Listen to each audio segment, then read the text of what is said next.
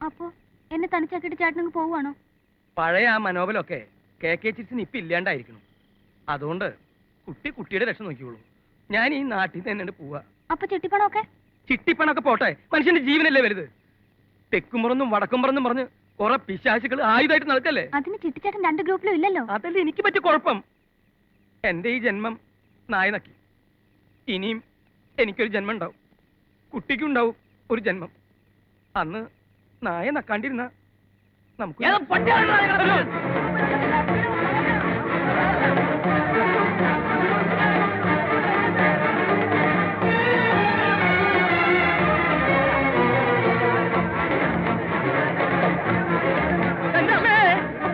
കുട്ടി ഏത് ദിക്കിരിക്കാ ഓടണം വെച്ചാൽ അത് പറ. എന്നിട്ട് വേണം എനിക്ക് അതിനെതിരെ ഓടാൻ. എന്തായി തീരുമാനം? കുന്തായി തീരുമാനം. നിങ്ങളൊന്നും മിണ്ടായിരിക്കുന്നുണ്ടോ? മനുഷ്യന് താടിക്ക് തീ പിടിക്കുമ്പോ വീട് എത്തിക്കാൻ നോക്കണം. അതിനിപ്പോ ഞാൻ എന്ത് പറഞ്ഞ കളയുവാണ്? നിങ്ങളൊന്നും മിണ്ടായിരിക്കാൻ ഞാൻ ചെയ്യണ്ടേ? ആകെ ഇളകി മറിഞ്ഞു കിടക്കുക. എന്തായാലും ജയദേവൻ സാർ ഇപ്പൊ ഇങ്ങെത്തും. ആ ജയദേവൻ വന്നിട്ടെങ്കിലും കുട്ടിയുടെ മനസ്സൊന്ന് മാറിയിരുന്നെങ്കിൽ. മനസ്സ് മാറണവരെ കാത്തിരിക്കാൻ പറ്റില്ല. ആളി പറഞ്ഞതിന് മുമ്പ് കൊച്ചിനെയും തള്ളയും പുഴ കടത്തിയാൽ മതിയായിരുന്നു. അമ്മ ധൈര്യമായിരിക്കും, ഞങ്ങളൊക്കെ ഇല്ലേ ഇവിടെ. തിരുമേനിയുടെ കൂടെ മാത്രമല്ലല്ലോ, ഞങ്ങളുടെ കൂടെ ഉണ്ടാവില്ലേ 10 ആള്. ഈ തിരുമേനി എന്ന് പറയുന്ന ആളെ കുഞ്ഞിനറിയില്ല. തെക്കുംപുറത്തുനിന്ന് ചങ്ങലയിൽ കിടക്കുന്ന മേലെടുത്ത് ശ്രീദേവി കുട്ടിയുടെ ഈ ബാല്യക്കാരിക്കറിയാം, വർഷങ്ങളായിട്ടറിയാം. മേലെടുത്തെ വലിയ കാരണവർക്ക് തിരുമേനി ഇഷ്ടമായിരുന്നു, വിശ്വാസമായിരുന്നു. കാരണവരുടെ വലം കൈയായി തിരുമേനി. അയാളുടെ ഉന്നം ശ്രീദേവി കുട്ടിയെ സ്വന്തമാക്കി എല്ലാം കൈയടക്കുകയായിരുന്നു. പക്ഷേ ശ്രീദേവി കുട്ടിയുടെ മനസ്സിൽ അയാളായിരുന്നില്ല. കച്ചേരി നടത്താൻ തറവാട്ടിൽ വന്ന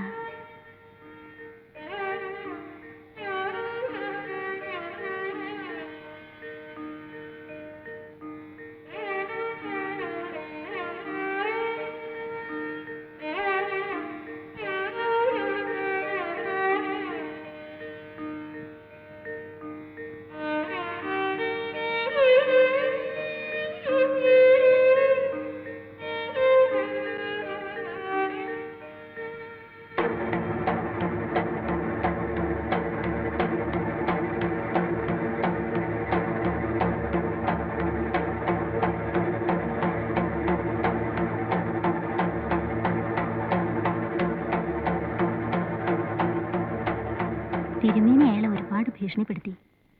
തമ്മിത്തല്ല് വരെ ഉണ്ടായെന്നാ പറഞ്ഞു കേട്ടിട്ടുള്ളേ. ഒടുവില് വലിയ കാരണവര് തന്നെ ആ പാവത്തിന് ഭഗവതിപുരിന്ന് ഓടിച്ചു എന്ന് പറഞ്ഞാൽ മതിയല്ലോ.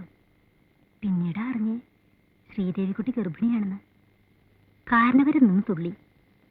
ആ അവസരവും തിരുമേനി ശരിക്കും മുതലാക്കി. ഇക്കാര്യത്തിൽ എന്തിനാ ഇദ്ദേഹം ഇത്ര വിഷമിക്കണേ? ശ്രീദേവിക്കുട്ടി പ്രസവിക്കട്ടെ എന്നാ ഞാൻ പറയണേ. നമ്പൂരി, ശ്രീദേവിക്കുട്ടിക്ക് എന്നെ വേണ്ടായിരിക്കും. ഈ അവസ്ഥയിലും ഓളെ എനിക്ക് വേണം. പ്രസവം കഴിഞ്ഞ് ശ്രീദേവിക്കുട്ടി ഞാൻ പുടവ കൊടുക്കും, ഇദ്ദേഹത്തിന്റെ അനുഗ്രഹം ഉണ്ടെങ്കിൽ. പുറത്താരും അറിയാതെ ശ്രീദേവിക്കുട്ടിയുടെ പ്രസവം നടന്നു. അത് കഴിഞ്ഞ് അധികം നാളായിട്ടുണ്ടാവില്ല. ഭഗവതിയുടെ കലശെഴുന്നള്ളിപ്പിന്റെ അന്ന് പാട്ടുകാരൻ വീണ്ടും ഒളിച്ചു വന്നു. ശ്രീദേവിയെയും കുഞ്ഞിനെയും കൊണ്ട് രക്ഷപ്പെടാനായിരുന്നു ഉദ്ദേശം. എഴുന്നള്ളിപ്പിന്റെ ബഹളത്തിനിടയിൽ അവർക്ക് രക്ഷപ്പെടാനുള്ള എല്ലാ ഒരുക്കങ്ങളും ചെയ്തു കൊടുത്തത് ഞാനായിരുന്നു. പക്ഷേ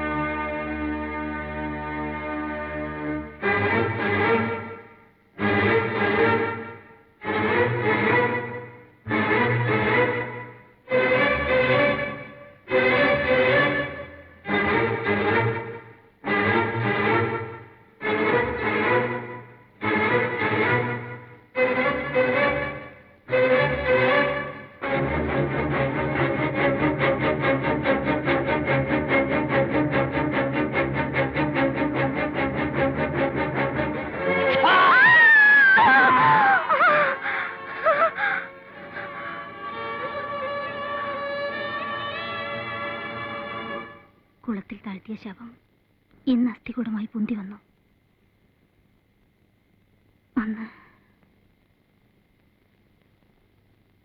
അന്ന് ഞാൻ എടുത്തുകൊണ്ടുപോയ ആ കുഞ്ഞ് ഇതാ.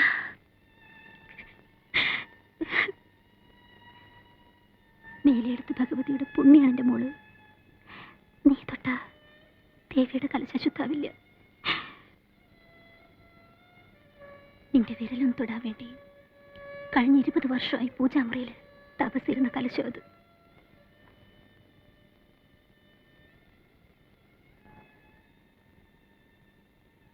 തറവാട്ടിലെ ഈ സന്തതിയെ തലയിലും താഴത്തും വെക്കാതെ വളർത്തിയത് പെറ്റമ്മയുടെ കയ്യിൽ തിരിച്ചേൽപ്പിക്കാൻ തന്നെയായിരുന്നു. എന്നാലിപ്പോ തറവാട്ടിലെ സ്ഥാനമൊന്നും വേണ്ട, ആരുടെ അവകാശവും വേണ്ട. പക്ഷെ അമ്മയൊന്ന് കാണണം, ഒന്ന് കണ്ടാ മാത്രം മതി. പിന്നീട് ഇനി ഒരിക്കലും തിരിച്ച് മടങ്ങി വരാൻ പറ്റിയില്ലെങ്കിലും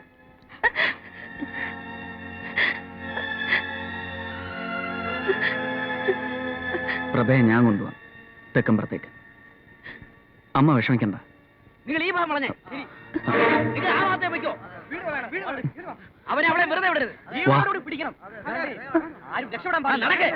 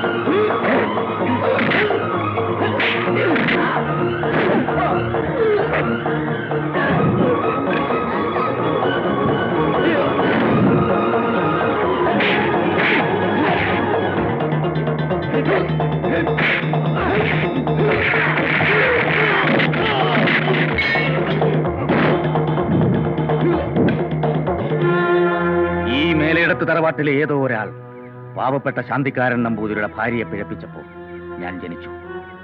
പട്ടിണിയിൽ വളർന്നു. എച്ചിലിന് വേണ്ടി പോലും ഇരക്കേണ്ടി വന്നു. എവിടെ നോക്കിയാലും പുച്ഛിക്കുന്ന മുഖങ്ങൾ. സഹികെട്ടപ്പോൾ ഒളിച്ചോടി. ഒരുപാട് അലഞ്ഞു, ഒട്ടേറെ പഠിച്ചു. വർഷങ്ങൾ കഴിഞ്ഞ് ഇതേ മേലെടുത്ത് ഗ്രാമത്തിൽ ശക്തനായി തിരിച്ചെത്തി.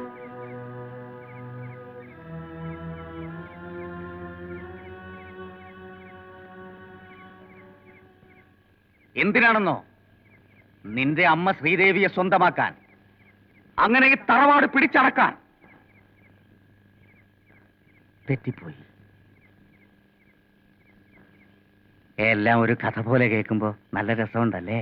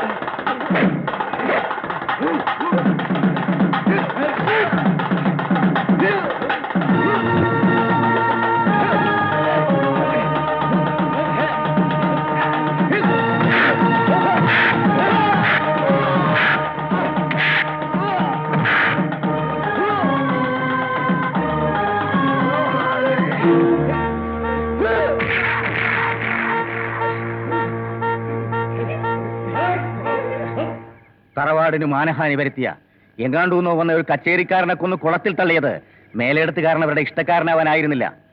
നിന്റെ അമ്മയോടുള്ള പരിശുദ്ധ പ്രേമം കൊണ്ടുമല്ല. ഒറ്റ ലക്ഷ്യമേ ഉണ്ടായിരുന്നുള്ളൂ.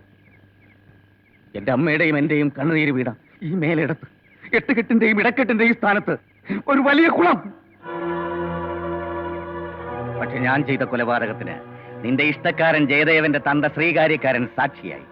വർഷങ്ങൾ കൊണ്ട് ഞാൻ ഉണ്ടാക്കിയെടുത്ത എന്റെ പ്രതിച്ഛായ നഷ്ടപ്പെടുമെന്നായപ്പോൾ, എല്ലാം കുളം കോരുക എന്നുള്ള എന്റെ ലക്ഷ്യം കാറ്റിൽ പറക്കുമെന്നായപ്പോൾ, നാടിനുണ്ടാക്കി, നാട്ടാനുണ്ടാക്കി, വലിയൊരു ലഹള കൊണ്ട് എല്ലാത്തിനും മറയുണ്ടാക്കി.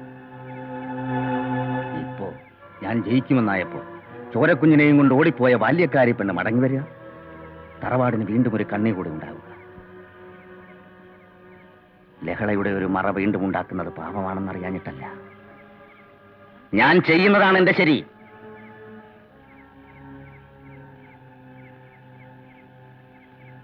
ശ്രീദേവി കുട്ടിയെ മോഹിച്ചിട്ട് കിട്ടാത്തതിന്റെ വിഷമം ഇപ്പൊ അശേഷം ഇല്ലാന്ന് കൂട്ടിക്കൊള്ളൂ.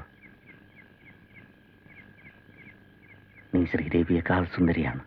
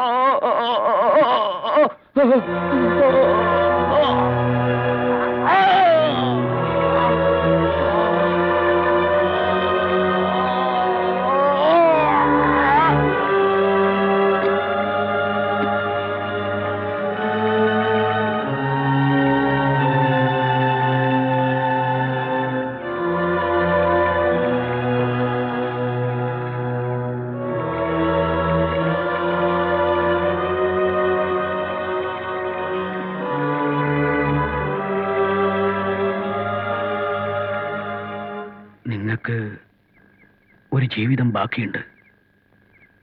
എനിക്കാണെങ്കിൽ പുഴയിൽ ചത്തുപൊന്തിയ എൻ്റെ അമ്മാളുവിൻ്റെ ഒരു കടം വീട്ടാനും ഉണ്ടായിരുന്നു.